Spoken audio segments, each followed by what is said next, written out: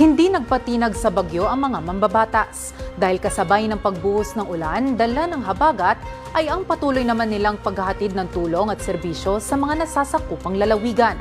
Narito ang report ni Carms Magluyuan.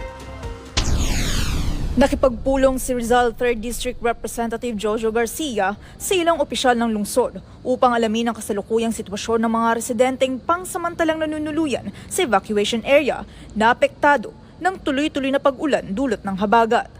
Bukod sa pagpupulong, nagpaabot din ng tulong ang gobernador ng lalawigan na makakatulong sa pangangailangan ng mga residente habang patuloy ang pananalasa ng habagat sa bansa.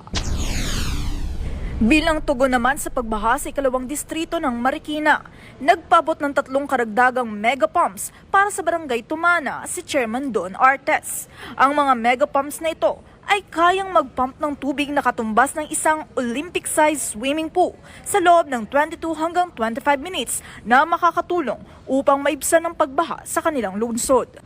Personal na dumalo si Representative Miro Kimbo kung saan isasagawa ang pag-pump ng tubig upang alamin na rin ang kalagayan ng mga lugar na apektado ng malakas na pag-ulan.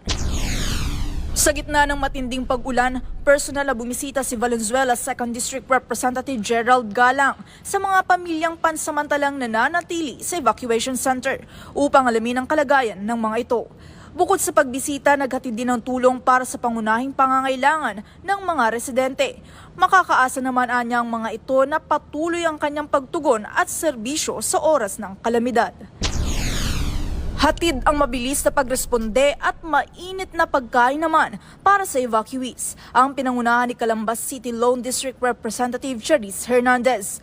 Kabilang sa mga lugar na tinungo ng mababatas ay ang Milagrosa, Rial, Lawa at Barangay 4, kung saan personal niyang kinumusta ang mga evacuee at naghatid ng mainit na pagkain at iba pang pangangailangan.